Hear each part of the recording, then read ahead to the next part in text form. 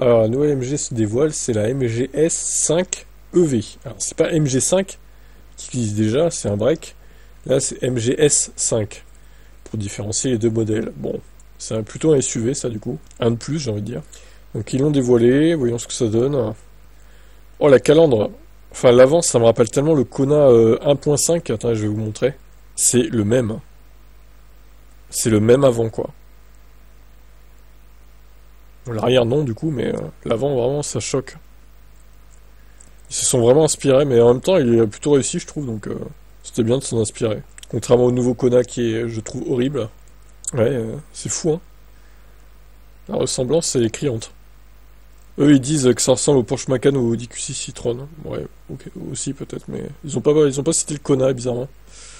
Sa silhouette n'est ni particulièrement agressive ni élégante, les poignées de porte ne sont pas intégrées à la carrosserie, et le tour de caisse est en plastique noir. Les jantes arborent un design plein pour réduire le coefficient de pénétration dans l'air.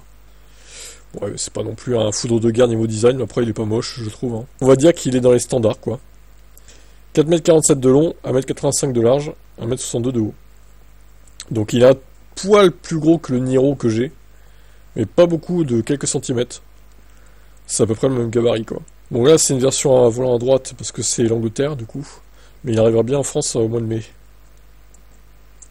Sur la version Trophy, un chargeur de téléphone sans fil est inclus. De plus, cette finition de gamme bénéficie d'une caméra 360 degrés ainsi que d'un rayon électrique main libre. Ce dernier, qu'il soit motorisé ou non, donne accès à un coffre de 453 litres, extensible à 1411. Ce qui est pas mal, hein. C'est vraiment... c'est pas mal. Voyons, 400 volts, 139 kW en recharge en pic, 10 à 80% en 28 minutes. Ok, bon, c'est moyen, sans plus. Bon, l'arrière, j'avoue, je suis un moyennement fan, hein. Du coup, bof. Il y aura deux batteries. Une de 49 kWh avec un moteur 170 chevaux, avec autonomie de 340 km de LTP. Et la conso serait la plus élevée avec 16.6. Alors que c'est la petite batterie. La version longue range est équipée d'un moteur de 231 chevaux. C'est mieux que 204 de la MG4 du coup. Batterie de 64 kWh. L'autonomie est de 492 LTP. La consommation serait de 15,5, donc 1,1 en moins.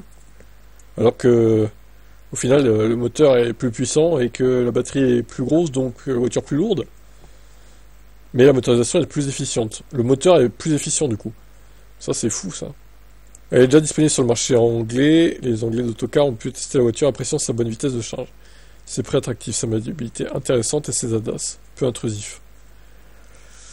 Non mais là, c'est vraiment le Kona en fait. C'est la même. C'est incroyable l'avant. C'est pareil. Là-bas, ça débute à 34 141 €. À titre de comparaison, le L-Rock commence à 31 500 livres. Donc plus cher.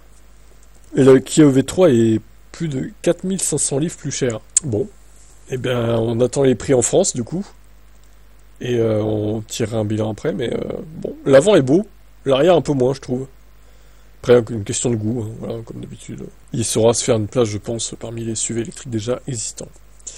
Allez, qu'est-ce que vous en pensez? Ciao.